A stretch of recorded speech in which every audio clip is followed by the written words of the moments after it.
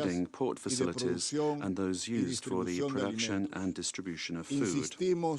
una vez más, We also que las insist once tropas de again ocupación that se the retiren occupying troops sin withdraw esperar un día without más waiting another a las single fronteras day internacionalmente to reconocidas internationally antes de la recognized invasión borders prior to the para invasion permitir de esta in manera order una to salida pacífica allow in this way basada for en a el peaceful respeto del outcome derecho based on internacional, respect el for respeto a la international integridad law, for the territorial e territorial independencia integrity política and de political Ucrania. independence of Muchas Ukraine. gracias. Thank you very much. I thank the representative of Ecuador for their statement, and I now give the floor to the representative of Gabon.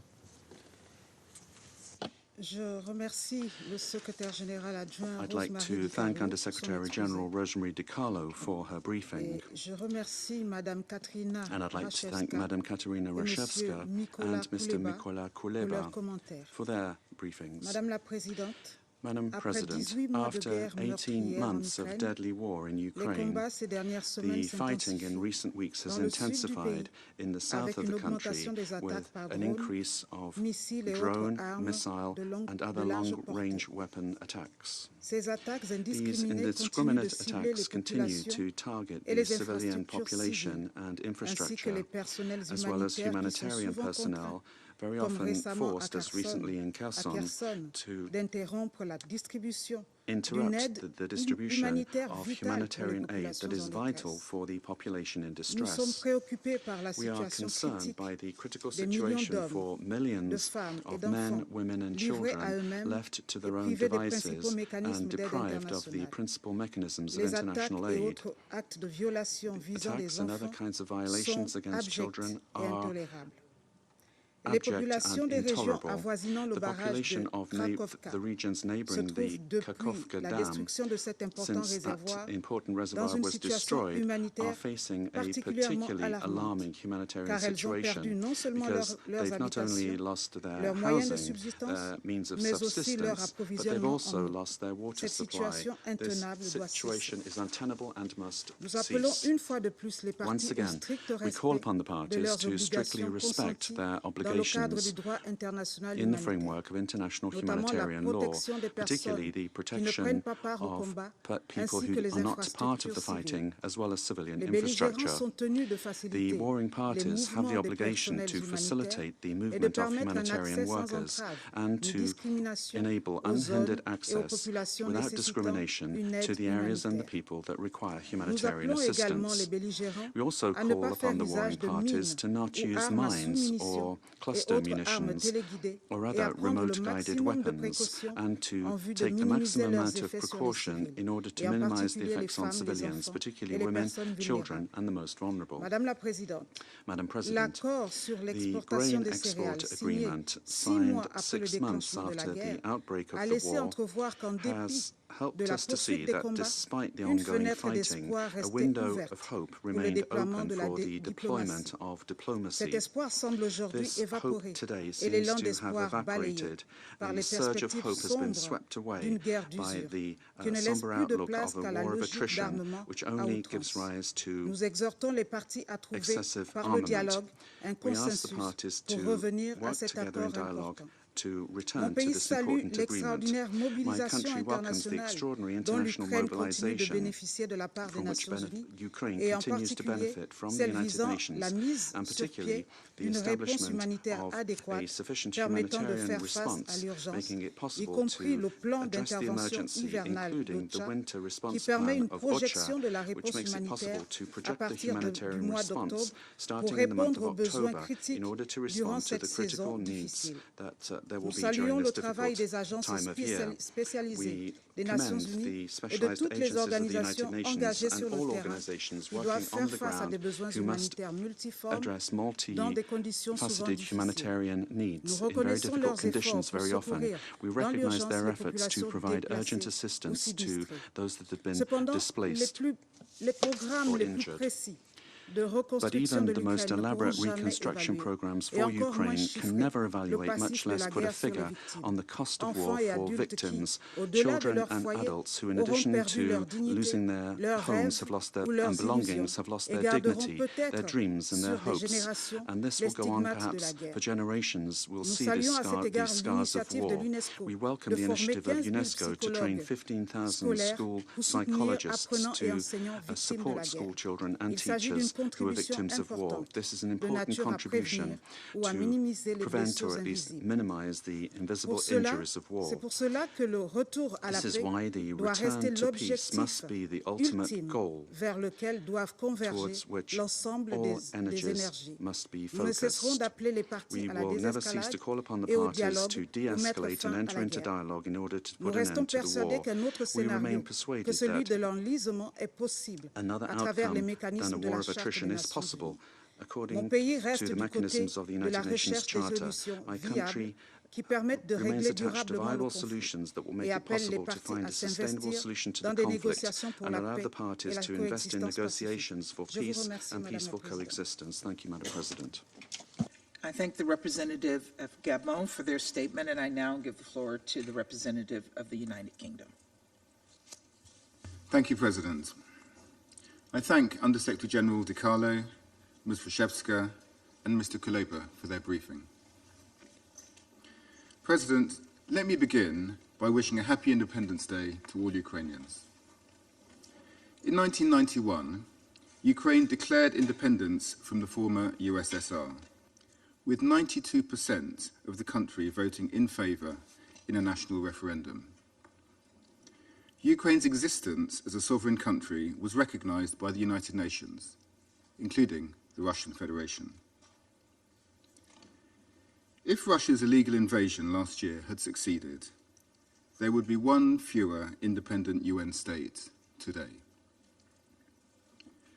Ukrainians' heroic resistance in the face of Russian aggression not only protects their freedom, but defends the United Nations Charter with its basic principles of sovereignty and territorial integrity. If Russia wins this war, it would give the green light to a new era of international aggression where big countries can rewrite borders by force. None of us wants that. We are deeply indebted to the Ukrainian people for their immense sacrifice, and we are proud to stand with them. As we mark Ukraine's independence, we reflect on Russia's deliberate efforts to target Ukraine's future, its children. The United Nations has reported Russia is committing grave violations against children in its war of aggression, the first time a permanent council member has ever been listed for doing so. As well as killing children directly and destroying their homes, their schools, their hospitals, the Ukrainian authorities report that Russia has to date forcibly transferred or deported over 19,000 children since 2022.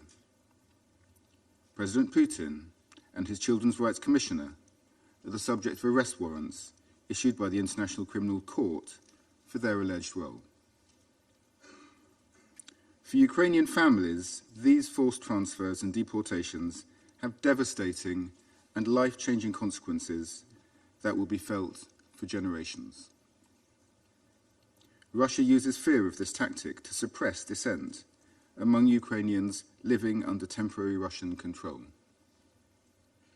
It is also a deliberate attempt to erase Ukrainian culture, identity, and statehood.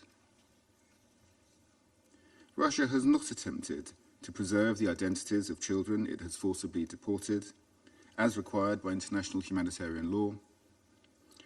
Rather, there is growing evidence that Russia has seriously violated this right, forcing children to assimilate with the culture of the state that is seeking to destroy their own country. President, Russia has also a clear legal obligation under the Fourth Geneva Convention to facilitate communication and reunification between children and their relatives or legal guardian.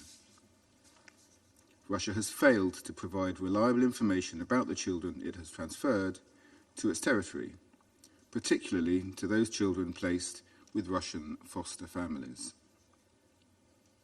And as OHCHR reported, children themselves have often been forced to trace and find parents or family members. This is an unacceptable burden to place on children, especially those dealing with the trauma of Russia's illegal invasion. Just 386 children have so far been returned. We thank the representatives from Save Ukraine for their vital work on these returns. We call on Russia to respect Ukrainian independence, return its children, withdraw its troops, and end this war. I thank you. I thank the representative of the United Kingdom for their statement. I give the floor to the representative of the Russian Federation. Madam President, to begin, I wish to briefly say something to one of our briefers in a language in which he deigned to speak to the Security Council. We thank him for Ukrainian. Не тільки до своїх громадян, але й до ООН, членів її Ради безпеки та, зокрема, до її американського головування. Madam President, I wish to draw attention to the fact that today we have borne witness to an egregious violation of the provisional rules of procedure of the Security Council by the United States Presidency, specifically Rule 44, which states that statements may be delivered in languages other than the languages of the Security Council. But in this case, the Speaker shall themselves provide for interpretation into one of the official languages of the United Nations. This was not done. Ultimately, the members of the Security Council spent more than 15 minutes listening to a speech which nobody other than those who speak in Ukrainian and Russian understood. And yet the briefer speaks perfectly well in English, as was made clear at the very end of his statement, and I have no doubt that he speaks perfectly in Russian as well. So this was a political gesture, which egregious disregard for the rules of procedure of the Security Council, and the U.S. presidency was unable to put an end to this, to stop him. Madam President, on 9 May 2010 in Kyiv, there was a military parade honoring the 65th anniversary of the great victory of the Soviet people in the Great Patriotic War. This included the participation of 2,500 military personnel from Ukraine, Russia, and Belarus. The commemorations and celebrations took place throughout the city. Only 4 years later, on 9 May 2014, in just under 3 months after the anti-constitutional coup in Kyiv, the fighters from the neo-Nazi battalions of Azov and Dnieper won. The fighters, during a similar parade on the streets of Mariupol, fired at vehicles, at ambulances. They openly killed those who took to the who went out in the streets to honor the memory of their fathers and grandfathers. According to information from local human rights defenders, 99 people were killed and 119 were wounded. Let us also recall that on the eve of this holiday on 2 May 2014, approximately 50 peaceful protesters who stood up in defense of the Russian language were burned alive at the trade union building in Odessa. So what happened in these 4 years? How were Ukrainians able to overnight replace the heroes who liberated the country from fascism, to replace them with fascist collaborators complicit in the deaths of hundreds of thousands of Jews, Poles, Russians, and Ukrainians? How was an essentially Russian language country able to stoop to persecution of Russian language speakers, bombing civilian peaceful cities in Donbass whose residents rose to defend their values? And why is it that there was no response to this from Western countries who outwardly advance the values of tolerance and of tolerance? The response, in response to these questions, lies at the root of the tragedy which Ukraine is experiencing now, when the criminal Kyiv regime, which has governed it, is servicing exclusively the geopolitical interests of the U.S. and its allies, waging a hybrid war in Ukraine against Russia to the last Ukrainian. This regime is grabbing on the streets Ukrainian young men, shoving them into cars, and even without basic military training, is sending them to certain carnage in Russian military fortifications and minefields without any concern for the casualties. And our Western partners are merely egging Zelensky and his clique on. They're providing them with weapons, and they're demanding that this bloodbath continue.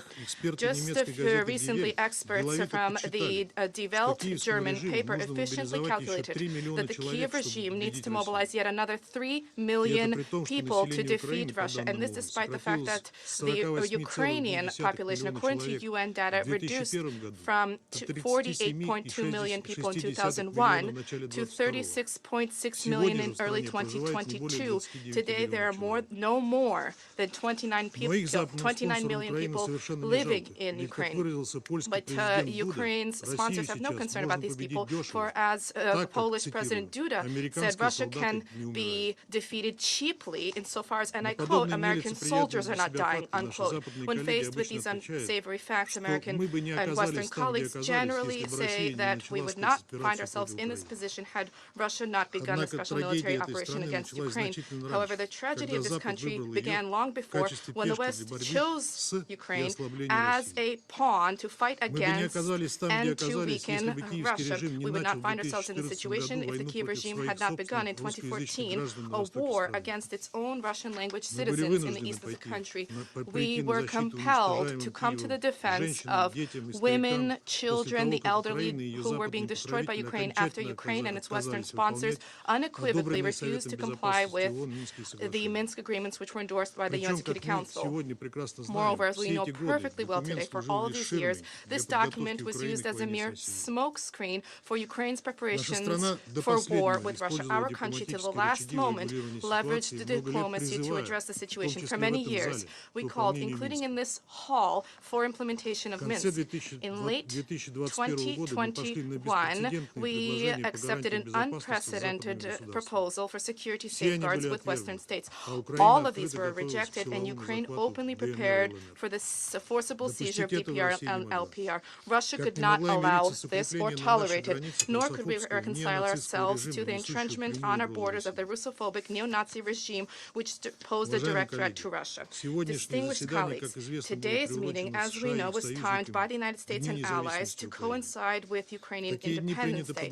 On these days, generally, certain stock is taken, and successes, achievements are highlighted. So what can today's Ukraine boast about? Let us attempt to calculate what lies on the surface.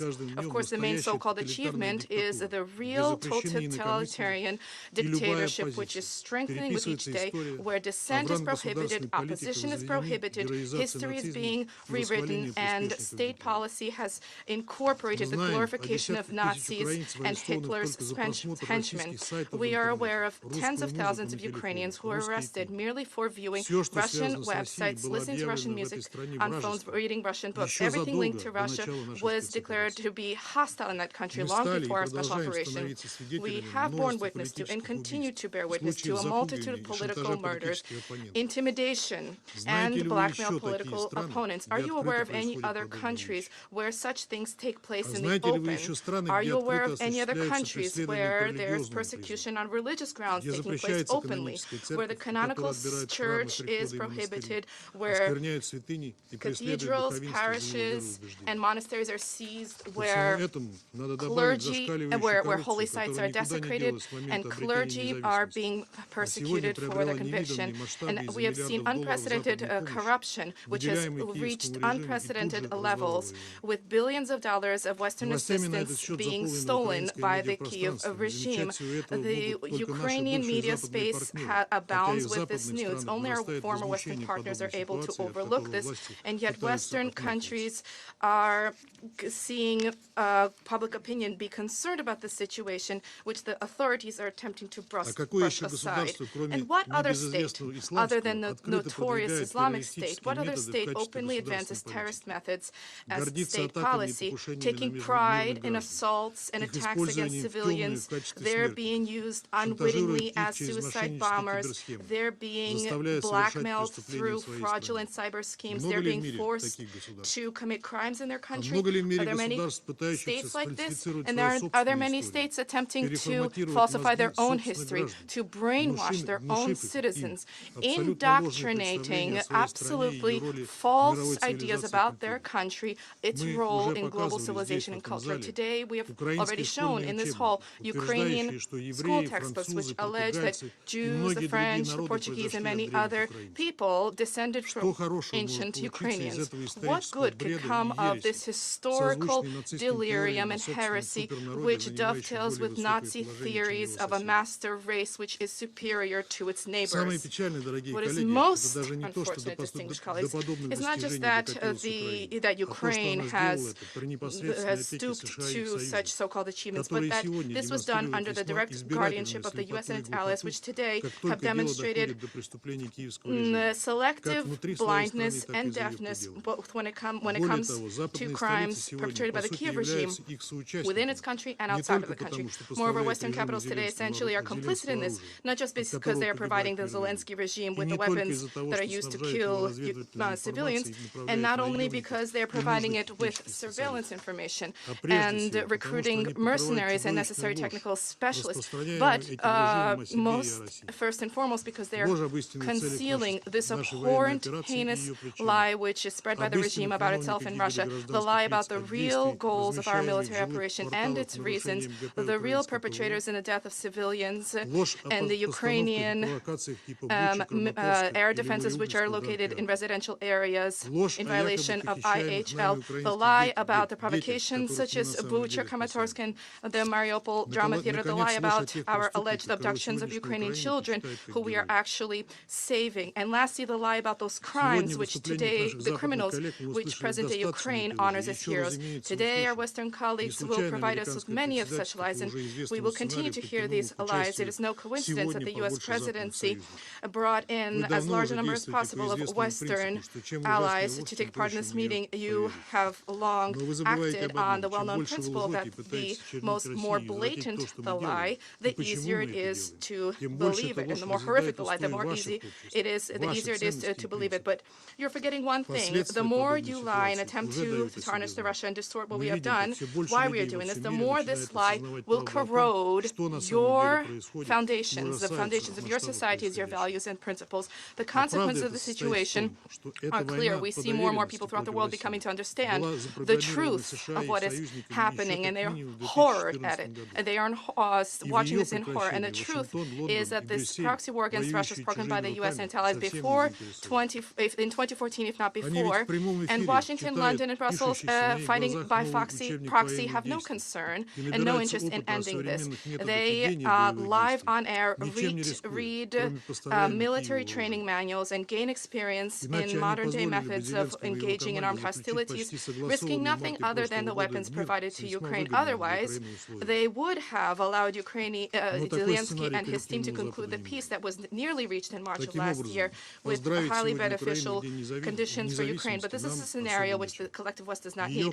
In this way, we have nothing to congratulate Ukraine on its day of independence. That would be insincere.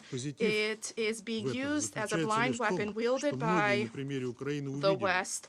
It is an unenviable fate is awaiting it, and the contours of this are becoming ever clearer. Probably this is the positive here is that many have seen from the example of Ukraine what happens by the blind obedience to the West and the willingness to compromise their interests for the sake of their geopolitical agendas. Let this serve as a lesson to others, and let the Ukrainian tragedy never again repeat itself. Thank you for your attention. I thank the representative of the Russian Federation for their statement. I now give the floor to the representative of Japan. Madam President, I thank USC DeCarlo for her briefing and thank Ms. Katerina Rashevska for her detailed statement. And I look forward to having the remarks in written version by Mr. Mykola Culeba. We join all others in the world in congratulating all the Ukrainians on the 32nd anniversary of their independence. Ukraine has exercised its right to self-defense against Russia's armed attack for 1.5 years. This right is enshrined in international law, including the UN Charter and is exercised for the sake of Ukraine's independence, freedom, sovereignty, and territorial integrity. Russian colleague referred to the recruitment by Ukrainians to defeat Russia, but I think it is to defend Ukraine. I would like to take a moment here to reflect on what Russia's aggression against Ukraine has brought about. There are countless civilian casualties, including children and their families, are deeply saddened. As briefers gave us detailed input today, families are being torn apart by unlawful deportation and transfer of Ukrainians, including children.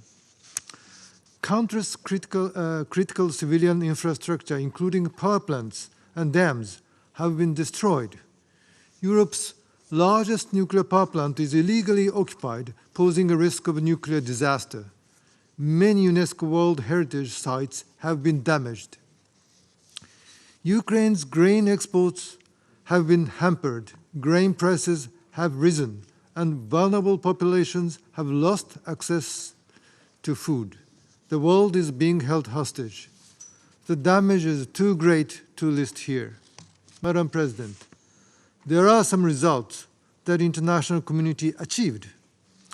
We reaffirmed our commitment to the international order based on the rule of law. We strengthened our solidarity based on common principles. Solidarity not only among so-called Western countries, solidarity goes far beyond.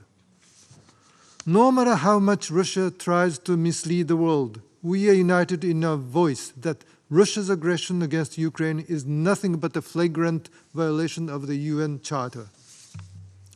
Russia expounds all sorts of justifications, but everyone understands that these are meaningless before the truth. As the Ukrainians celebrate their independence today, they need the assurance of peace. Recently, a conference on peace for Ukraine was held in Saudi Arabia with the participation of more than 40 countries, including Japan. We continue to seek a just and lasting peace for Ukraine together. Madam President, we reiterate that Japan will continue to support Ukraine and that our commitment is unwavering. Russia should immediately withdraw all its troops and military equipment from Ukraine. Russia must respect Ukraine's independence, sovereignty, and territorial integrity within its internationally recognized borders. I thank you. Thank the representative of Japan for their statement, and I now give the floor to the representative of Malta. Thank you, President. I thank USG Rosemary DeCarlo for her briefing. I also thank Ms. Rashevska and Mr. Culeba for their remarks. As Ukraine celebrates its Independence Day, we continue to reiterate that Ukraine has the right to determine its own future. Malta stands with you and the Ukrainian people in defending your freedom and independence. Today's meeting illustrates once again the far-reaching consequences of this senseless, illegal, and unprovoked war. A month ago, a permanent member of the Security Council opted to politicize humanitarian needs by terminating the Black Sea Grain Initiative. This decision has had severe global consequences by exacerbating existing agricultural, energy, and financial crises, disproportionately affecting the world's most vulnerable populations. According to the Food and Agriculture Organization, global food prices rose for the first time in months following the collapse of the landmark agreement to ship grain from Ukraine to the rest of the world. President, we cannot stress enough that the weaponization of food is completely unacceptable and unconscionable. We regret that Russia disregarded a credible UN proposal ending a lifeline for millions of facing hunger and spiraling food costs. The threat of famine, with people slowly starving to death, is a red line for international peace and security. We believe it is crucial to restore the Black Sea Grain Initiative as a means to rebalance the global food market and contribute to Ukraine's export of grains to the countries that need it most. Threats regarding the potential targeting of civilian vessels navigating in the Black Sea waters are unacceptable. Last week, a Russian warship fired warning shots at a cargo ship in the southwestern Black Sea. These actions exemplified Russia's deliberate policy of endangering the freedom of navigation and safety of commercial shipping in the Black Sea. The provocative actions carried out by the Russian Navy are a clear violation of international law of the sea and a crime against civilian vessels of a third country in the waters of other states. President, the recent attacks in the Kherson region, especially in Mykolaiv, Zaporizhzhia, Donbass and Kharkiv by Russia are alarming. Missile and drone strikes have destroyed vital infrastructure, health facilities, religious and cultural sites, and residential buildings which have all resulted in the deplorable loss of life. Russia's brutal war on the people of Ukraine is also having a multi-layered impact on women, men, and children, is also affecting people's safety and their physical and mental health, livelihoods, and compromising their access to healthcare and education. Women and girls continue to face extremely high risks of gender-based violence. There are widespread reports of grave human rights violations, including torture and conflict-related sexual violence. People remaining close to the front lines, especially older persons and people with disabilities, as well as specific needs, experience barriers to access humanitarian services. Malta strongly condemns these barbaric, indiscriminate, and illegal acts of terror and urges Russia to immediately cease these attacks. Regardless of the context, international humanitarian law and international human rights law must be upheld. Let us recall the facts. Ukraine did not want war, nor did it provoke it. Russia is the aggressor and is committing war crimes in Ukraine. We remain firmly committed to ensuring that Russia is held fully accountable for all its crimes. In closing, Malta reiterates in the strongest possible terms the need for Russia to end its aggression and to immediately and completely withdraw all its forces and military equipment from the entire territory of Ukraine within its internationally recognized borders. I thank you. I thank the representative of Malta for their statement. I now give the floor to the United Arab Emirates. السيدة الرئيسة، أشكر السيدة ديكارلو على إحاطتها القيمة كما استمعت لمداخلات Madam President, I thank Ms. DeCarlo for her valuable briefing. We also listened carefully to the moving interventions made by the civil society representatives. I also join my colleagues in congratulating Ukraine for its Independence Day. Our meeting today comes a year and a half after the outbreak of the war in Ukraine and the deterioration in the humanitarian, security, economic, and political situations.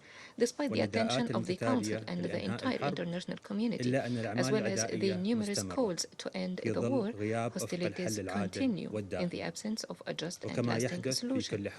As is the case in every war, it is the civilians who suffer the most from the ongoing fighting, which requires our special attention, particularly in relation to the grave violations of rights of the children as identified by the Security Council when addressing their special status during armed conflict. United Nations institutions have monitored the alarming increase in the number of children killed or injured in the recent intensification of the war. The figures have risen from 87 cases between February and April 240 cases in the subsequent 3 months. The suffering of children is further compounded by the destruction and damage of hospitals, schools, and other institutions that provide basic services. Additionally, children are subject to sexual abuse and exploitation and human trafficking. In this context, the UAE underscores its alarm about reports of child abductions and forced transfers in Ukraine. Accordingly, we stress the need for parties to the conflict, without exception, to protect children and respect the rights in accordance with the specific framework stipulated in the first additional protocol to the Geneva Conventions concerning the evacuation of children in exceptional circumstances. We also urge the parties to facilitate the reunification of these children with their families. Given that the responsibility in this context lies primarily with states, we urge them to strengthen their responses to the suffering of children. This includes cooperation with the Central Tracing Agency of the International Committee of the Red Cross and the provision of information on children separated from their families.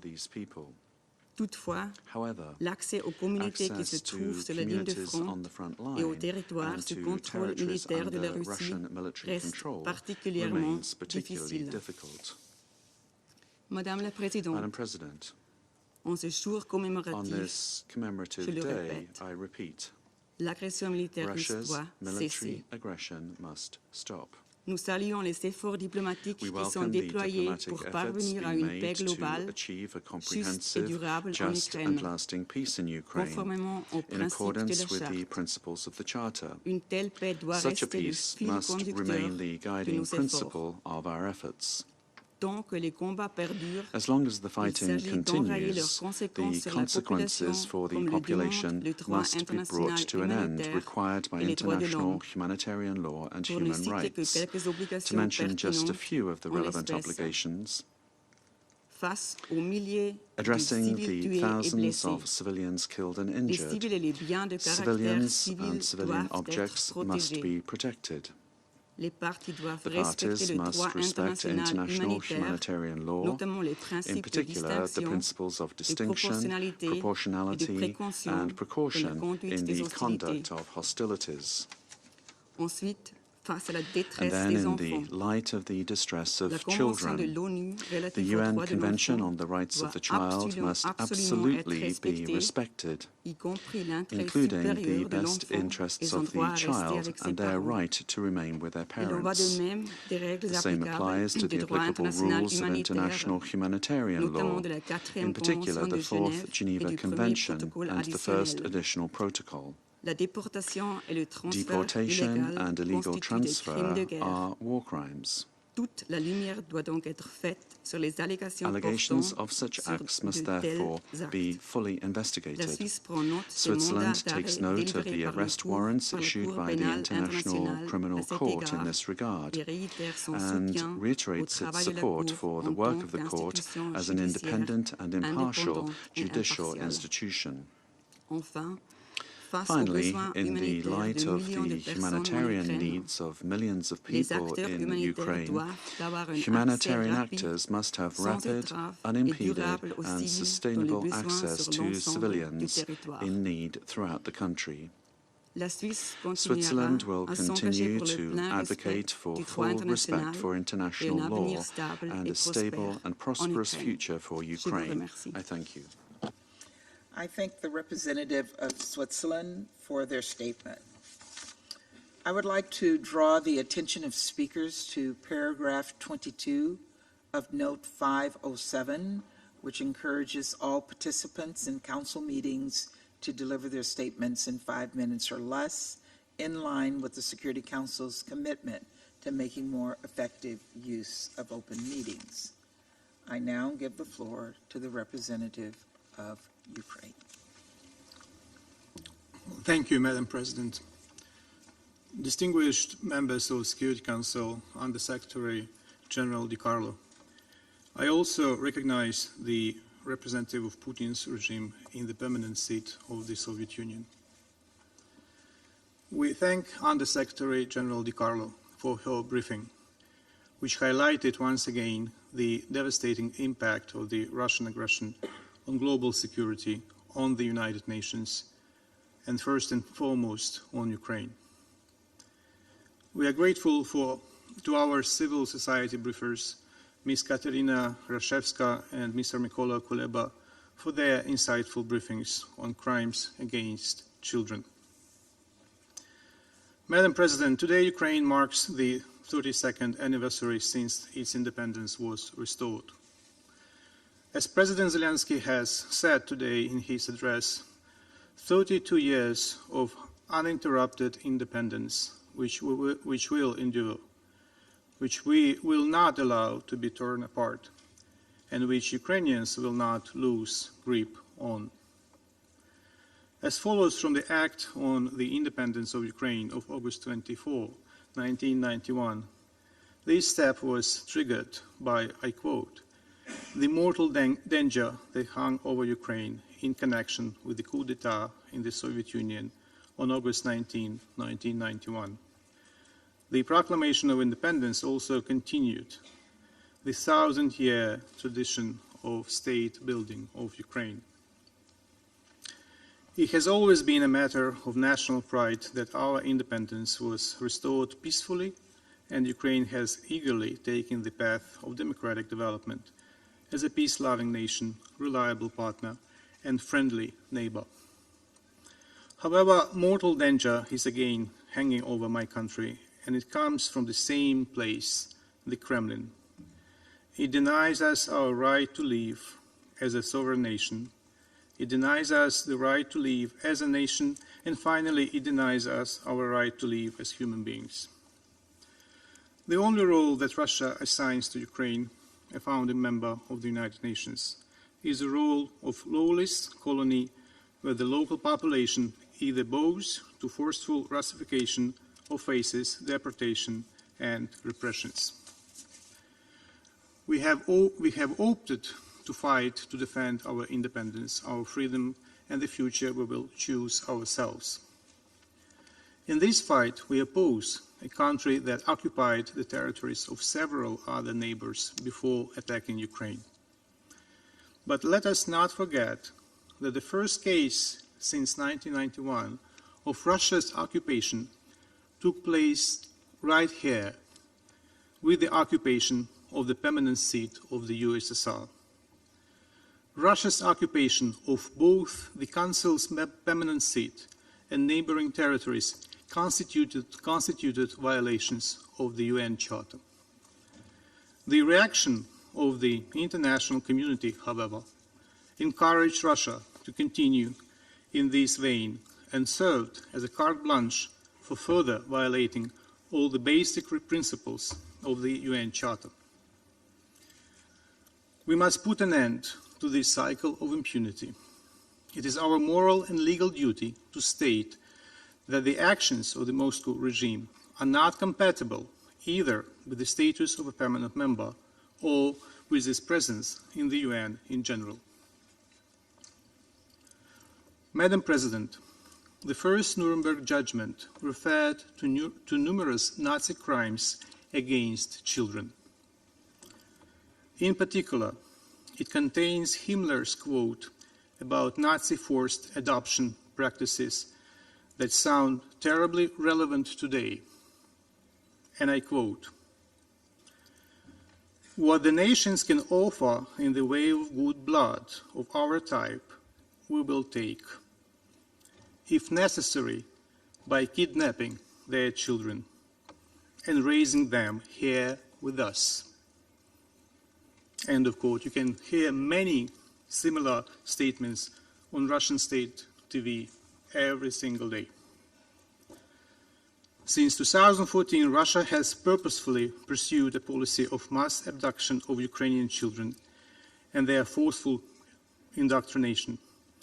We have seen this policy of Russia in Crimea, Donetsk, and Lugansk since 2014. We welcome the address by the Secretary General at the third summit of the International Crimea Platform held yesterday. This event served as a powerful proof that the deoccupation of Crimea and ensuring accountability for the crimes committed since 2014 remain in the focus of the international community. Since February 2022, Russian authorities have repeatedly stated that more than 700,000 children were relocated from Ukraine to Russia. Ukraine has strong grounds to believe that several hundred thousand Ukrainian children were forcibly and unlawfully taken by Russia, with many still being held against their will. Children are abducted under various pretexts and scenarios which you heard about today from our distinguished briefers. After deportation to Russia or to the temporarily occupied territories of Ukraine, our children are exposed to aggressive brainwashing aimed at changing their consciousness, erasing their Ukrainian identity, and preparing obedient soldiers for the Russian army in the future. As I've just quoted Himmler, we will take children, if necessary, by kidnapping. That's what happens every day in Ukraine. Russian crimes against children, like those of Nazis during World War II, are one of the most horrible markers of this war. The genocidal nature and brutality of these crimes are horrifying. Russia's war has affected all of Ukraine's 7.5 million children. Almost two-thirds of them have been internally or externally displaced. According to the UN, due to the full-scale Russian invasion, 75% of school children suffer from stress, and 26% have post-traumatic stress disorder. The terrible statistics on child casualties that grow every day, you've already heard from the briefers. Russia's aggression is about Ukraine's future, and there is no future without children. It is Ukraine's top priority to further strengthen children's protection, particularly in the context of Russia's aggression. It is one of the priorities set by the peace formula plan of President Zelensky to ensure the release of all prisoners and deportees, including war prisoners and children deported to Russia. To this end, we established constructive dialogue and cooperation with the Secretary-General's Special Representative for Children and Armed Conflict and the local UN CAAC team. The joint prevention plan between the government of Ukraine and the UN Country Task Force on monitoring and reporting to end and prevent grave violations against children in Ukraine was signed last Friday, August 19. We also appreciate the UN Secretary-General's unprecedented decision to add the Russian armed forces and affiliated armed groups to the annex of his annual report on children and armed conflict.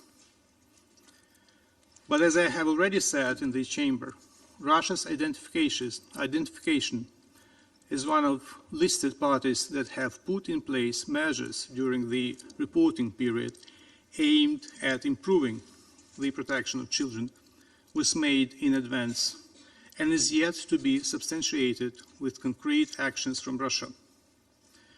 The Kremlin must halt its heinous crimes against children in Ukraine and facilitate the return of all the Ukrainian children back to our country. Instead, we keep seeing the opposite. Moscow continues its daily shelling of the territory of Ukraine, resulting in the killing and maiming of children. Therefore, I repeat my call on the relevant UN agencies and officials, in particular UNICEF and the Special Representative of the Secretary-General on Children and Armed Conflict, to engage with the issue of the mass abduction of children from the occupied territories of Ukraine to the Russian Federation and Belarus, and to properly monitor and report on this matter. Madam President, we are now approaching the summit of the future. There is no future without children. But where are children's rights in our discussions in preparation for the summit? Where is the issue of children in many conflicts? What kind of future do we hope for if children are being killed and abducted? In 4 weeks, we will gather at the SDG summit. How can we ensure sustainable development amid the daily loss of children's lives? Where are children's rights in our discussions in preparation for the SDG summit? Today, young Ukrainians born in independent Ukraine are at the vanguard of our existential fight for the future and sustainable development. They are people who have lived in a free democratic country, who share democratic and humanistic values. They are not ready to give up because they realize quite clearly what they are standing up for. Unlike Russian soldiers, who come to kill Ukrainians for money and accept the role of cannon fodder, and who Putin gladly sacrifices in furthering his neo-colonial and imperialist practices. Every contract signed by a Russian soldier is a contract signed with the devil. If they don't drop their arms and withdraw, they will, like many have already, descend into hell, with their unclaimed bodies rot in Ukrainian soil. Madam President, I have already quoted from the Nuremberg verdict referring to crimes against children. And I now want to remind you that the first verdict of the International Criminal Court was also related to such crimes. Case of prosecutor versus Lubanga. It makes us believe that every Russian criminal eventually will be brought to justice. Let me also remind the representatives of Putin's regime in this chamber of what happened to the Nazi diplomats after the defeat of the criminal regime of another dictator, and what awaits them. In addition to volumes of materials from Nuremberg Tribunal, there is a report about the Third Reich diplomats and their involvement in the Holocaust and other Nazi crimes, released in Germany in 2010. They testify that it was almost impossible for high-ranking servants of the regime to keep themselves separate from the crimes that the Nazi regime committed. Take time and read this report.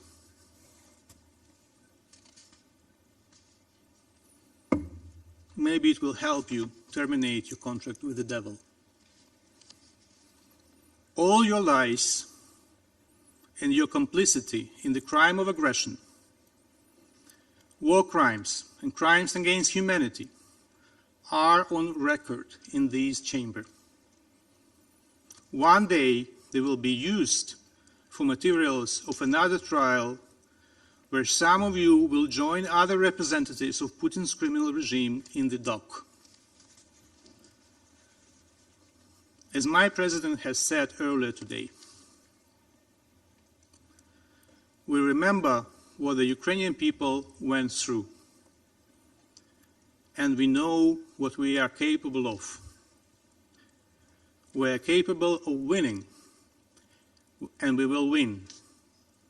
Ukrainian children in Ukrainian squares and streets will celebrate Ukrainian independence in the same way. Our grandchildren will celebrate, and their grandchildren, together with the friends of our state, with Ukraine's allies and partners, and there will never be any more pauses in Ukrainian history. I thank you. I thank the representative of Ukraine for their statement. I now give the floor to the representative of Lithuania. Thank you, Madam President. I thank you for the opportunity to make this statement to the Security Council on behalf of Estonia, Latvia, and my own country, Lithuania. I also thank Undersecretary Rosemary DeCarlo, Ms. Katerina Rashevska, and Mr. Mykola Culeba for their insightful briefings.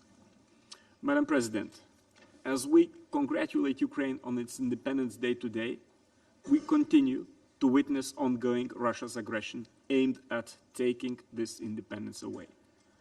Deliberate attacks targeting civilians and civilian infrastructure is a war crime.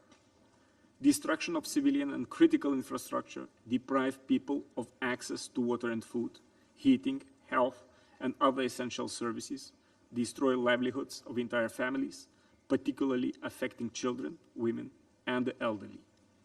Yet another recent heinous Russia's attack on civilians in Chernihiv killed 7 people, including a 6-year-old girl, Sofia Holinska, and wounded 144 people, among them people celebrating an Orthodox Christian holiday.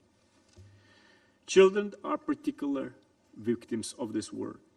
According to Office of UN Human Rights Commissioner, up to August, 541 have been killed, 1,139 injured.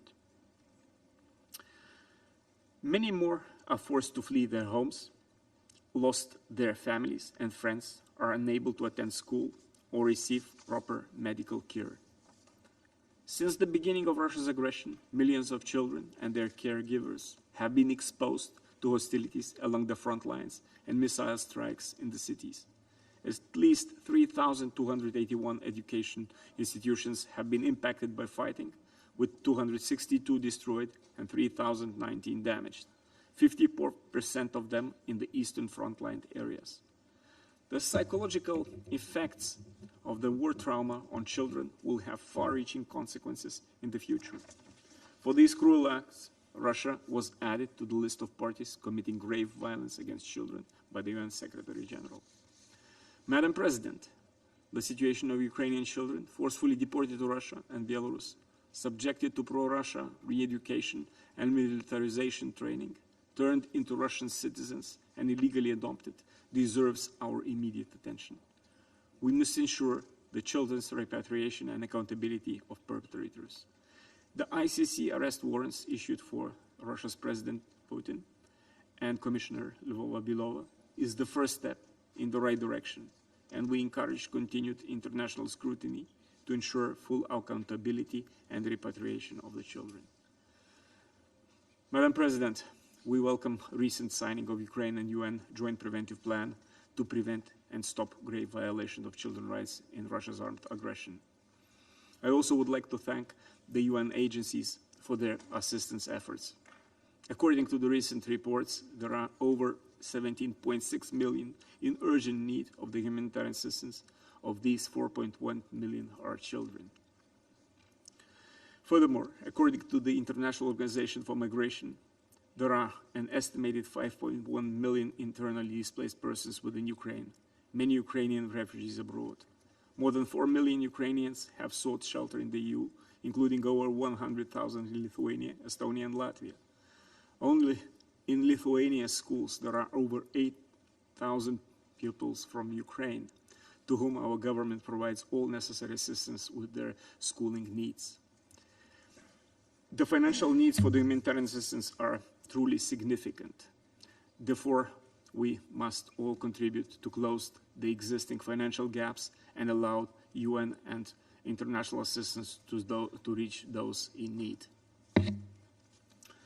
Madam President, Russia's war of aggression, enabled by Belarus, is a manifest violation of UN Charter. Moreover, by abusing its veto power as a Security Council permanent member, Russia has rendered the Council paralyzed to act. Deliberate targeting of civilians is a war crime. The international community has a responsibility to ensure full accountability of the perpetrators of atrocity crimes in order to bring sustainable peace, justice to the victims, and prevent the recurrence of such crimes anywhere in the world in the future. That is why we need to support Ukraine in establishing a special international tribunal for the crime of aggression. I thank you, Madam President. I thank the representative of Lithuania for their statement, and I now give the floor to the representative of Germany. Madam President, thank you for giving us the opportunity to participate today in this important meeting of the Council. Like other delegations, I would like to start by congratulating Ukraine on its Independence Day. On the 24th of August 1991, Ukraine became, finally, a free, democratic, and sovereign state.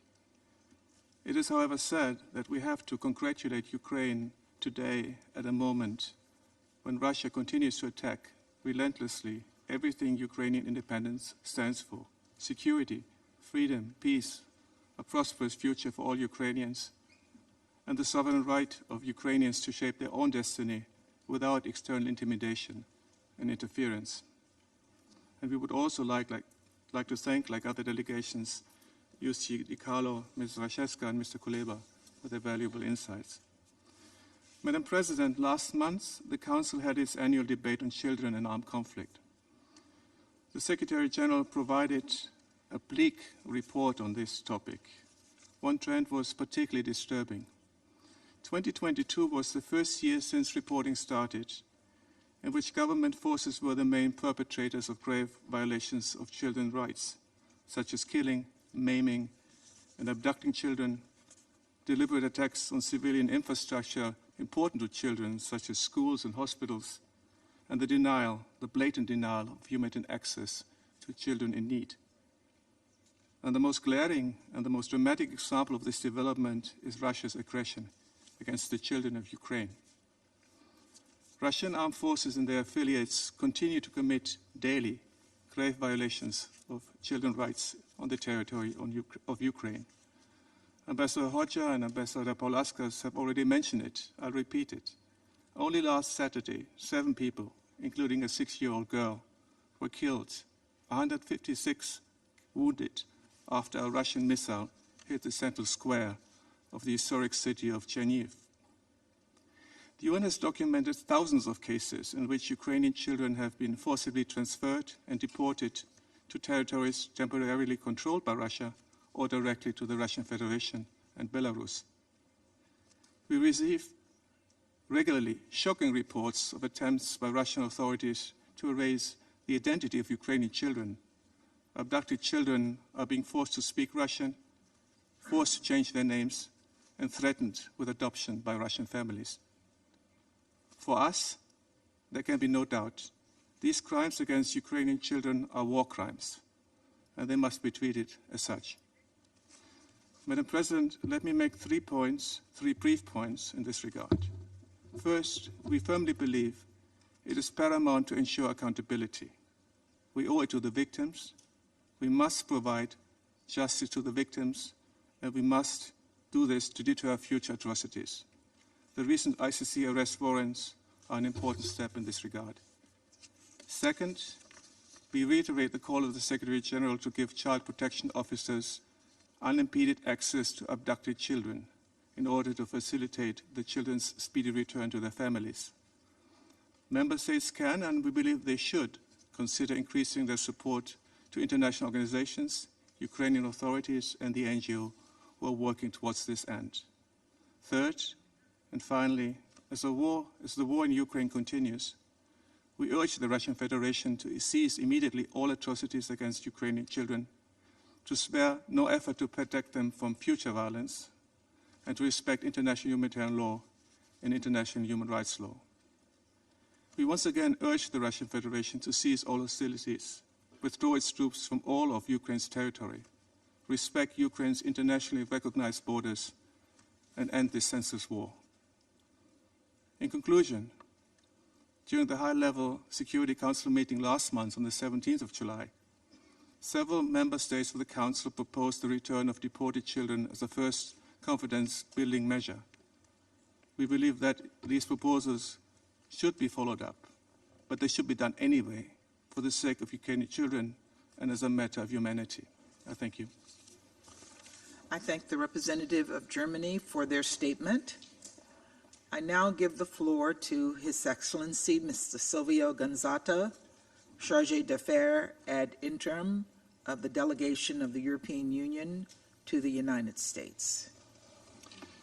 Thank you, Madam President. I have the honor United to speak. Nations. Yes, I gathered. I have the honor to speak on behalf of the European Union and its member states. The candidate countries North Macedonia, Montenegro, Albania, Ukraine, the Republic of Moldova, and Bosnia and Herzegovina, the potential candidate country Georgia, as well as Andorra, Monaco, and San Marino align themselves with this statement. Let me thank you, Madam President, for the opportunity to address the Security Council, and thank also the briefers for highlighting the obligation of states to protect civilians and the need to urgently address the deportation and forcible transfer of children.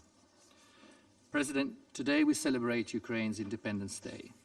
Throughout the European Union, Ukrainians have gathered together with EU citizens to mark the country's independence since 1991. An independence that its neighbor, Russia, continues to attempt to destroy by force. This is why today we reiterate our resolute condemnation of Russia's war of aggression. It constitutes a manifest violation of the UN Charter and of international law. Allow me, Madam President, to emphasize 3 points in my intervention. First, the need for a comprehensive, just and lasting peace in Ukraine. Second, the need to hold Russia and its political and military leadership accountable. And third, the importance of addressing the global consequences of Russia's aggression. On the first point, the international community has repeatedly expressed its desire for a comprehensive, just and lasting peace in Ukraine, in line with the UN Charter, the resolutions of the General Assembly, and international law. We welcome all efforts to this effect, including the recent meeting of National Security Advisors in Jeddah at the initiative of Ukraine. The EU will support Ukraine for as long as it takes and will continue its work to ensure the widest possible international support for the key principles and objectives of Ukraine's peace formula. The upcoming UNGA High-Level Week will constitute an important opportunity to further advance discussions with global partners. I underline that any initiative for sustainable peace in Ukraine must be based on full respect for its independence, sovereignty, and territorial integrity within its international recognized borders.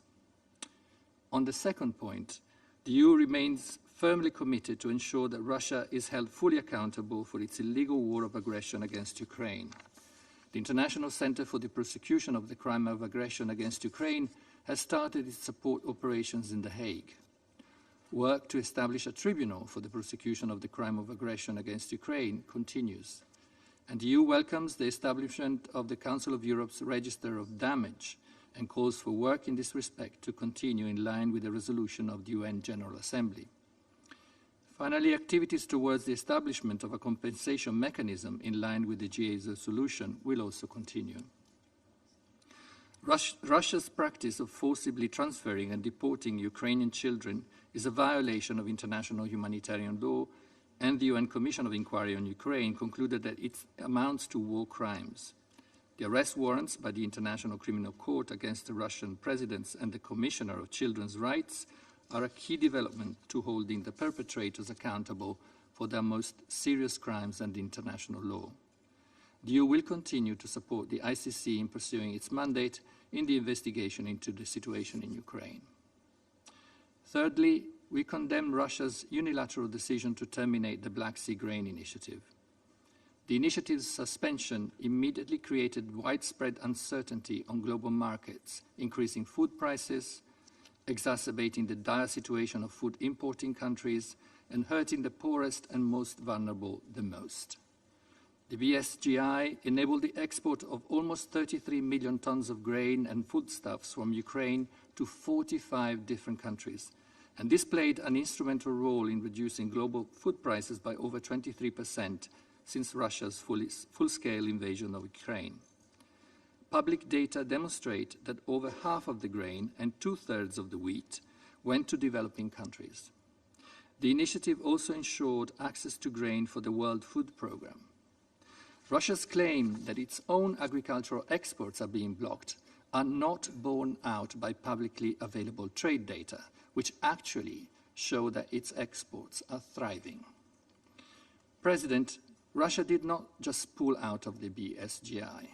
Just hours after withdrawing, it started destroying Ukraine's grain storage facilities and port infrastructure, not only in the Black Sea itself, but also in the Danube.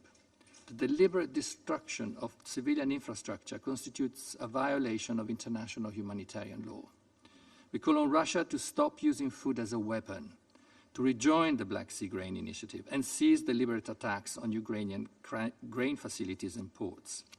The right to food is a human right, and hunger must never be used as a political tool. The EU will continue to support the tireless efforts of the UN and Turkey towards the resumption of the Black Sea Grain Initiative, and will remain open to explore solutions with the UN that would contribute to the resumption of the grain deal. We'll also continue to strengthen our EU-Ukraine solidarity lanes as alternative routes for Ukrainian agricultural exports. The EU increased its financial support to countries and people most in need, providing 18 billion euros to address food insecurity until 2024. Madam President, I conclude by reiterating the EU's unwavering support for Ukraine's independence, sovereignty, and territorial integrity, as well as its inherent right of self-defense against Russia's unprovoked, unjustified, and illegal war of aggression. We demand that Russia immediately, completely, and unconditionally withdraw all of its military forces, proxies, and military equipment from the entire territory of Ukraine within its internationally recognized borders. Thanks to the tremendous courage and resilience of the Ukrainian people, we can look forward to celebrating many more Ukrainian Independence Days in the future. Thank you. I thank His Excellency, Mr. Gonzato, for his statement, and I now give the floor to the representative of Poland. Madam President, Excellencies, I would like to begin by expressing my gratitude to Madam Undersecretary General Rosemary DeCarlo and to our other briefers for their informative inputs. We have already heard, Madam President, from several of the speakers today that how timely today's meeting is. In line with the observation, let me point out the three aspects, specific ones, justifying this position. First and foremost, today's discussion is timely because it's exactly today that we celebrate the 32nd anniversary of Ukrainians' independence. Congratulations to the people and the government of Ukraine.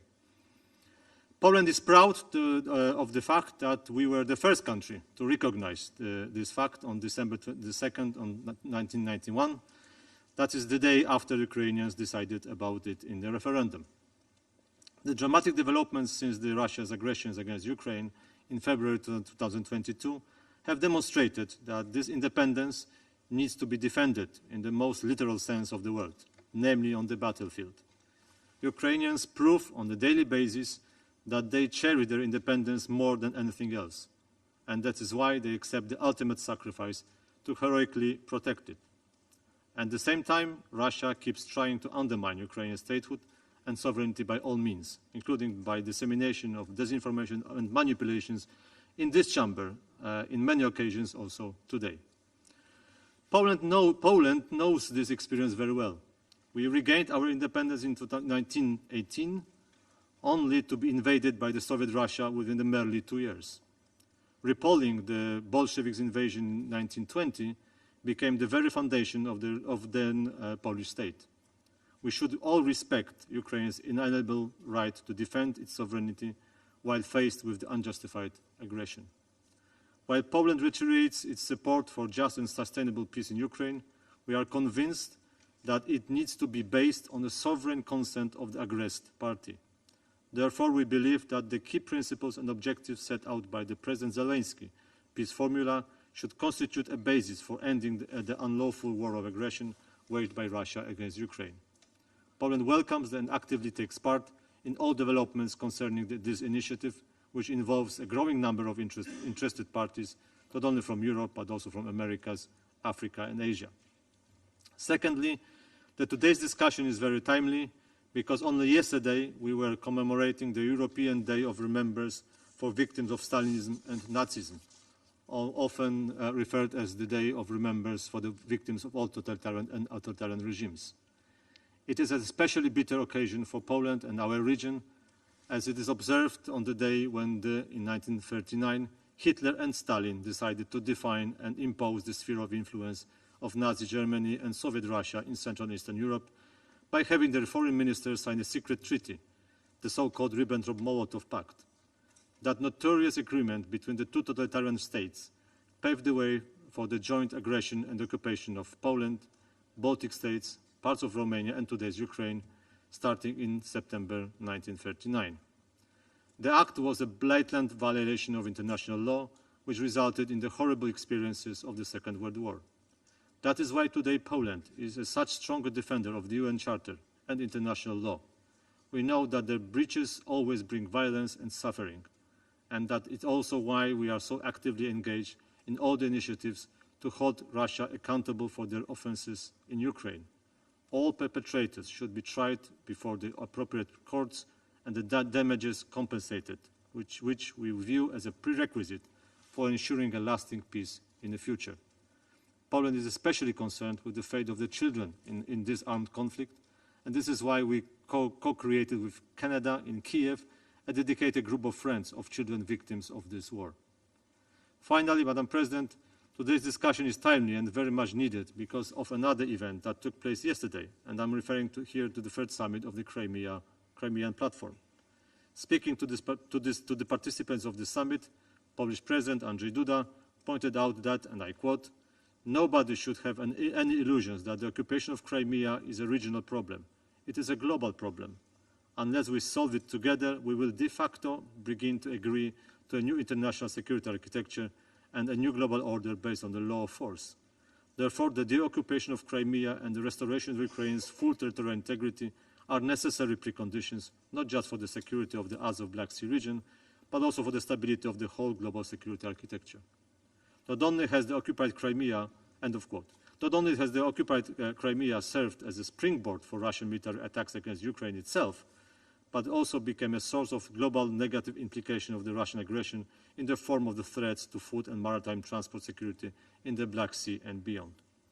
Madam President, to conclude, all the three facts I referred to reinforce our appeal for just peace in Ukraine based on the UN Charter and regional security architecture respecting territorial integrity and the sovereignty of all states. And I thank you.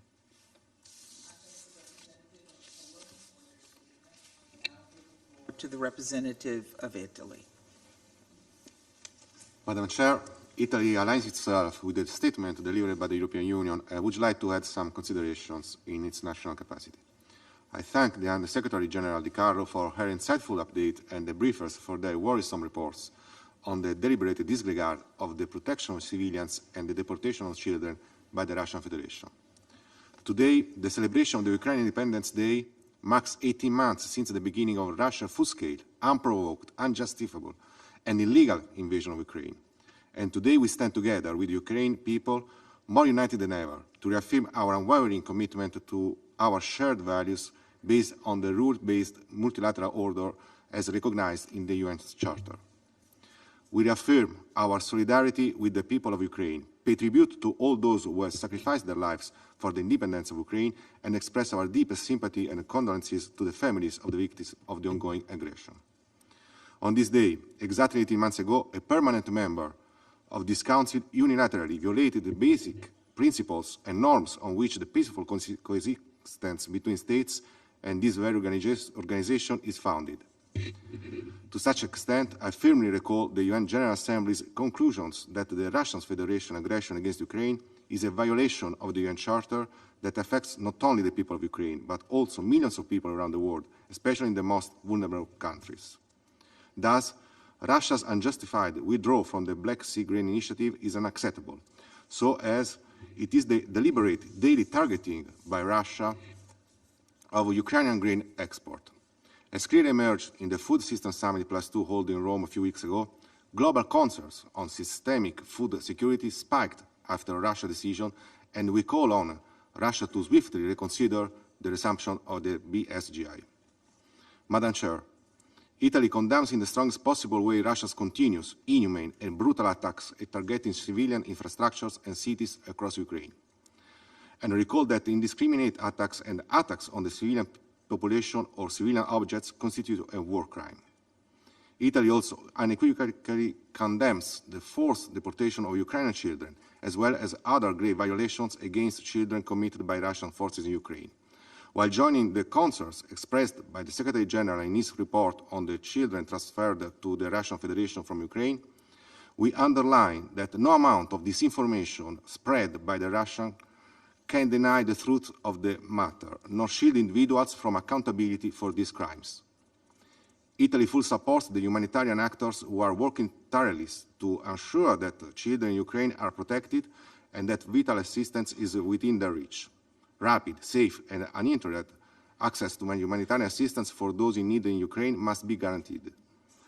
As current chair of the Main Action Support Group, Italy is particularly proud of the broad engagement collected in Kiev together with the UN to support for the swift demining of the territory in order to prevent further humanitarian impact, especially on children, and to sustain Ukrainian agriculture. Madam Chair, there can be no peace without justice and no impunity for war crimes and other atrocities. Collectively, the UN will hold those responsible to account in accordance with international law, taking into consideration also those who are facilitating Russia's illegal war. With a view to a viable post-war peace settlement, Italy strongly supports President Zelensky's peace plan and welcomes the recent broad commitment displayed in Jeddah's meeting of national security advisors from all the regional constituencies. Italy remains ready to support arrangements on sustained security and other commitments to help Ukraine defend itself, secure its free and democratic future, and deter future Russian aggressions in line with its rights enshrined in the UN Charter. Madam Chair, Russia's war of aggression must end. Russia can end it immediately by ceasing its attacks against Ukraine and withdrawing its forces from the territory of Ukraine. Italy is committed to the sovereignty, independence, unity and territorial integrity of Ukraine within its internationally recognized border. Support for Ukraine will be one of the key priorities of our G7 presidency next year, and we are determined to continue doing so as long as necessary, aiming to reach a just, comprehensive and lasting peace. Soon we will concentrate altogether on the reconstruction of Ukraine, including by organizing the Ukraine Recovery Conference in Italy in 2025. We will lay the foundations for a prosperous, independent Ukraine within our common European family. I thank you, Madam Chair. I thank the representative of Italy for their statement. There are no more names inscribed on the list of speakers. The meeting is adjourned.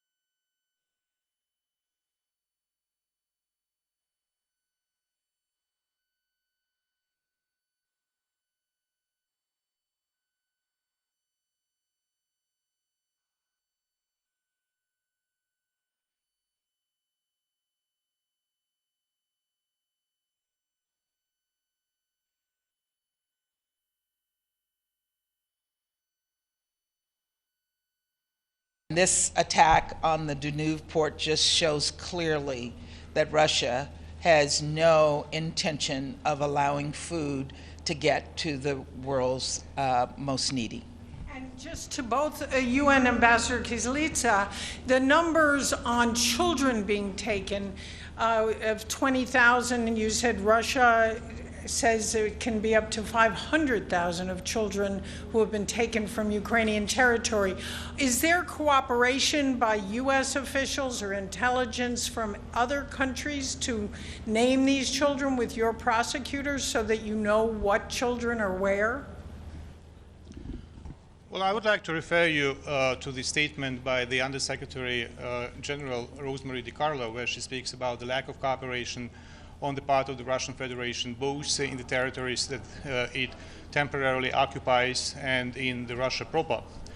That makes it particularly difficult to establish and to verify information. But Russia itself publicly brags and acknowledges very huge numbers, in many cases higher than the numbers that we have already verified, and we continue our cooperation broadly with everyone, both bilaterally and multilaterally, who is willing to cooperate with Ukraine to establish facts and to verify the information. One more. Thank you. Anada Fatuma, Al Jazeera English. This is for Ambassador Thomas Greenfield. So you mentioned, along with Undersecretary General Rosemary DeCarlo, that the world's grain production has been impacted directly by Russia. Do you have any reaction to Putin today telling the BRICS summit that he is a reliable partner to Africa for food and fuel supplies? Clearly, his actions speak louder than words. He agreed during the Africa summit to provide, and I can't give you the exact figure, but you probably know, but it was somewhere around 50,000 tons of grain. That's a drop in the bucket of the need. So if he's serious, he would allow for the Black Sea Grain Initiative to continue, because that was the most effective way of getting food to the rest of the world.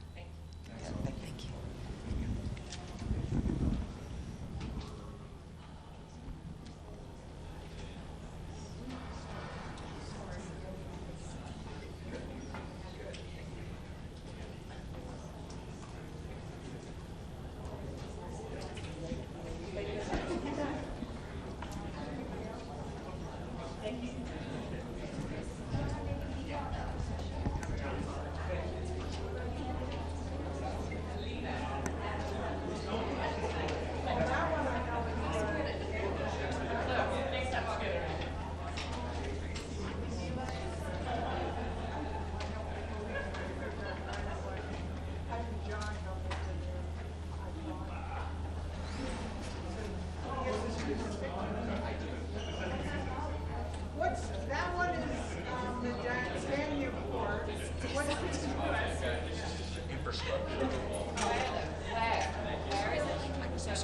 I'm not sure.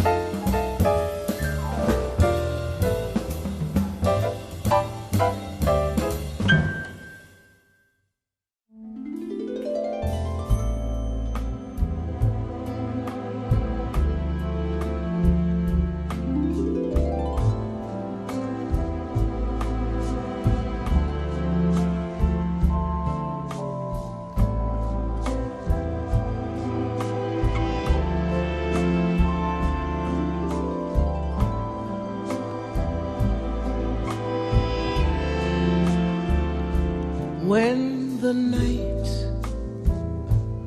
is wrapped around us, when the dawn might come too soon, when the only light that's found us is the solitary moon, when the songbird in the willow sings a soft and soulful tune. Once again you share my pillow, making love to me tenderly, here as we share the silent moon.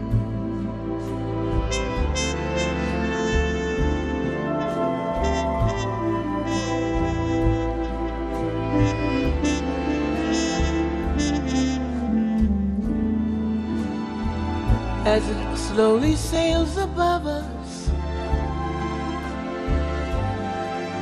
in its solitary flight,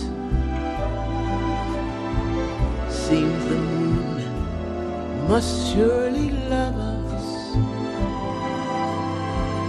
as it bathes us in its flight. Say that we can spend the day through a sunlit afternoon. Let your kisses say you'll stay here and make